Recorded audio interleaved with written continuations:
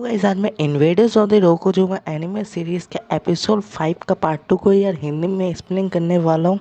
तो चलिए अब ज़्यादा बात ना करें, वीडियो को स्टार्ट करते हैं। तो उसके बाद हमें दिखाया जाता है कि एक घर में एक लैब टाइप का कुछ होता है, वहाँ पर सानाए को कैद करके रखा हुआ रहता है और सानाए बस ऐसे ही बैठी रहती है और उसकी साइड में जो औरत बैठी रहती है वो बोलती है मुझे तुम्हारे ऊपर दया आ रहा है, कोई तुम्हें बचाने नहीं आएगा। तभी सानाए बोलते हैं मैं एक्सपेक्ट भी नहीं कर रहा हूँ कि कोई मुझे बचाने आए।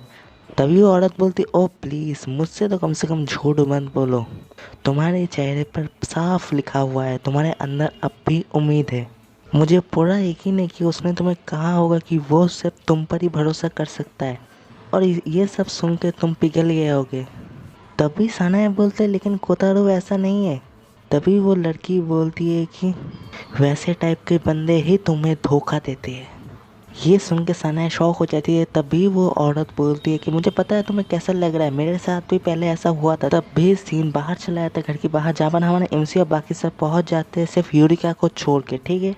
और तभी वो औरत घर के अंदर बोलना कंटिन्यू करती है मैंने भी बहुत टाइम पहले किसी के लिए वेट किया था लेकिन वो लोग नहीं आए।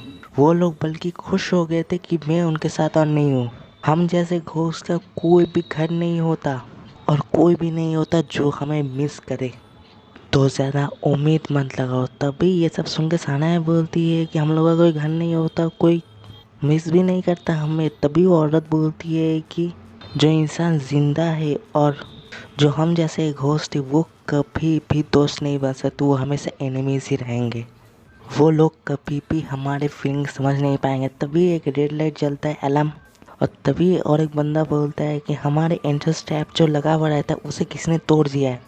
तभी सीन चला जाता है जहाँ पर उस ट्रैप को बुरी तरीके से बर्बाद कर देती है ध्रुव और बोलती है कि ये तो बहुत ही ज़्यादा आसान था। तभी रोज बोलती क्या हमने थोड़ा ज़्यादा ही पुश कर दिया।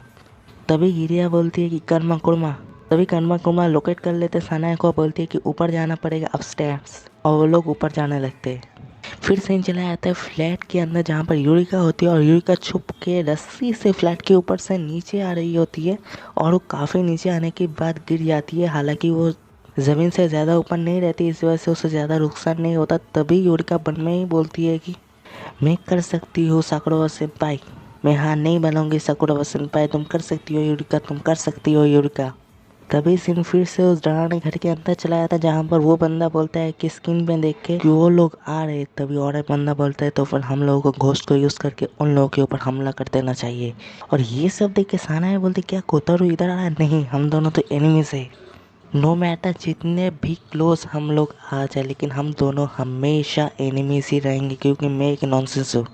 मैं इसे यकीन तो नहीं करना चाहती लेकिन तब भी सामने की दरवाज़ा तोड़ के हमारा एमसी और बाकी लोग आ जाते हैं। हमारा एमसी बोलते साना है क्या तुम ठीक हो? तभी साना बोलते कोतरू। तभी साना खड़ी हो जाती है, बोलते तुम यहाँ क्या करो, मैंने तो तुम्हारी मदद नहीं मांगी थी, मैं तो बस एक नॉनसेंस हूँ तुम्हारे लिए। तभी हमारा एमसी बोलते इडियट। तभी दोस्त बंदे आ जाते हैं सामने, वो दो बंदे, और वो बंदे बोलते प्लीज़ यहाँ पर मत आओ और हमारे काम में दखल अंदाजी मत करो, घोस्ट अब हमारे प्रॉपर्टी है, तो तुम बच्चे जल्दी से घर चले जाओ नहीं तो तुम्हें चोट लग सकता है।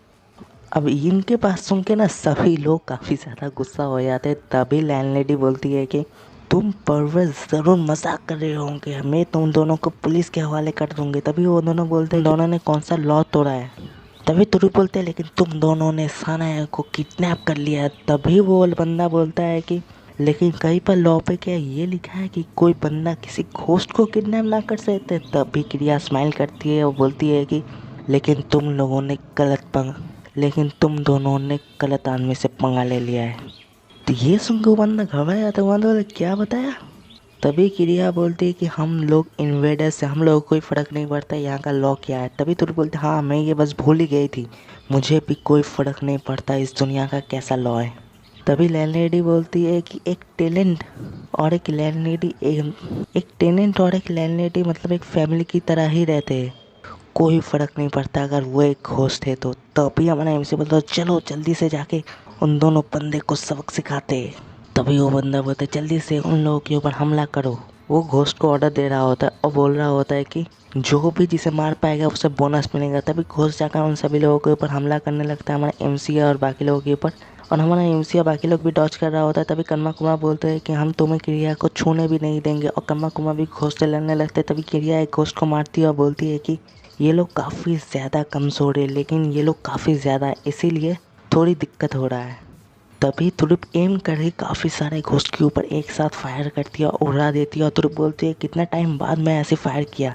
और रुथ भी हमला कर रही होती है एक तलवार और एक शील्ड लेकर। तभी हमारे एमसी जैसे ही ये सब देख रहा होता है, तभी पीछे से हमारे एमसी के ऊपर एक घोस्ट हमला ही करने वाला होता है, लेकिन तभी लैंडलेडी आकर हमारे एमसी को बचा लेती है और उस घोस्ट को मार देती है। और लैंडलेडी बोलती है कि थोड़ा सा ध्यान रखो अपना, जल्दी से जाकर सानाया को बचाओ, हम लोग इधर संभाल लेंगे। तभी हमारे एसी तो अच्छा ठीक है शुक्रिया। और हमारे एसी भागते भागते सानाया की तरफ जा रहा होता है। हमारे एसी रुक जा सानाया, मैं अभी आ रहा हूँ। और तभी सानाया की साइड से वो औरत बोलती है कि वो लोग तुम्हारे एनिमी से, शायद वो लोग आज तुम्हें बचा भी लेंगे, लेकिन क्या पता कल तुम्हें फिर से मार देंगे। उन लोगों के साथ दोस्ती करने का कोई फ़ायदा नहीं है। तभी सानाया बोलती है लेकिन मैं उनके ऊपर भरोसा करना चाहती हूँ।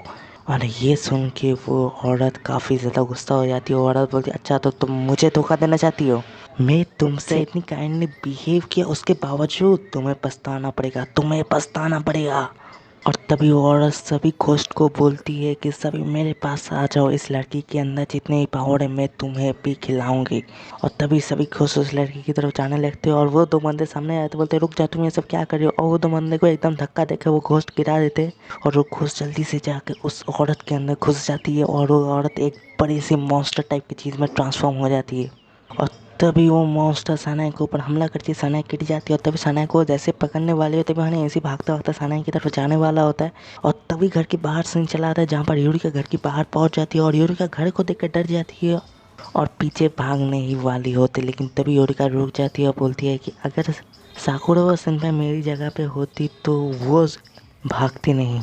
और फिर सीन घर के अंदर चला जाता है जहाँ पर सानाया को जैसे ही वो मॉन्स्टर पकड़ने वाले होते भी हमारे एमसी सामने आ जाता है। हमारे एमसी उस मॉन्स्टर का हाथ जैसे जैसे रोकने की कोशिश करता है, लेकिन वो मॉन्स्टर हमारे एमसी को धक्का देकर गिरा जाता है।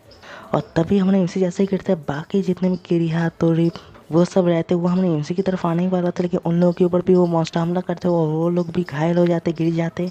और तभी वो मॉन्स्टर सानाया को पकड़ के अपने अंदर घुसाने की होती है, मतलब एब्सॉर्ब कर रही होती है। तभी सानाया बोलती है कि कोतारू प्लीज़ मुझे बचाओ। और सानाया को वो मॉन्स्टर एब्सॉर्ब कर लेती है। तभी उन्हें इससे उठ जाता है। तभी वो मॉन्स्टर बोलते मैं ये फील कर सकती हूँ उस लड़की की पावर ये काफ़ी ज़्यादा है। तभी उन्हें उससे उठ जाता है, बोलते मॉन्स्टर तुम ऐसा कैसे कर सकते हो सानाया के साथ, वो मेरी यहाँ बिलोंग करती है। और तभी उन्हें इसी मन में सोचने लगता है कि मैं क्या कर सकता हूँ, अब कोई तो रास्ता होगा। और तभी हमारे एमसी जैसे ही अपना हाथ पॉकेट में डालता है, वो देखता है कि उसके पॉकेट में 2 चाम है। और तभी हमारे एमसी बोलता है आप सब कुछ आपके हाथ में ग्रैंड। और हमारे एमसी वो तो चाम अपने हाथ पे लेकर उस मॉन्स्टर फाइट कर रहा होता है और मॉन्स्टर को टक्कर दे रहा होता है। तभी हमारे एमसी टाइडी जगह मॉन्स्टर को एक हिट मारता है और बोलते हैं कि इविल स्पिरिट बी गॉन। और तभी ऊपर उस घर के ऊपर यूरिका पहुंच जाती है और यूरिका एक स्पेल को कास्ट करती है काफ़ी ताकतवर, और दोनों की इफेक्ट एक साथ होता है और वो मॉन्स्टर थोड़ा पीछे हट जाती है।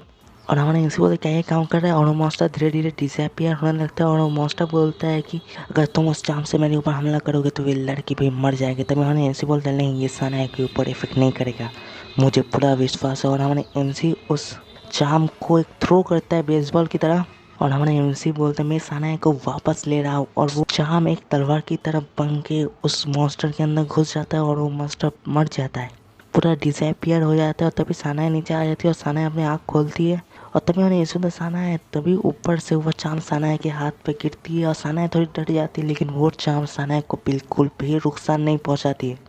और सानाया बोलती है क्या ये मुझे नुकसान नहीं पहुंचा। तभी सानाया अपनी सभी ओल्ड मेमोरीज याद कर रही होती है, जो कि वो हमारे एनसी के रिहा तोरी यूरिका और बाकी जितने भी लोग हैं उनके साथ स्पेंड किए। और तभी सानाया रोने लगती है और बोलते हैं हाँ यही सच है, हम लोग शायद एनिमीज है, लेकिन हम लोगों के रिलेशन में थोड़ा कुछ तो अलग है, इसीलिए हमारा चाम। और तभी हमारे इसी सामने आया था, हमारे इनसे बोलते क्या वो सारा तुम रो क्यों रहे हो। तभी साइड से तुड़ी पा जाती है, बोलती है लो लाइफ लिमिटेड तुमने उसे रुला दिया। तभी साइड से दूसरी साइड से लैंडलेडी आ जाती है और बोलती है फिर से उसे क्या कुछ कह दिया। तभी साइड से रोता आ जाते बोलते तुमने मुझे डिसअपॉइंट किया सातवीं से। तभी ऐसा नहीं मैंने कुछ नहीं। तभी वो लोग बोलते तुम तो।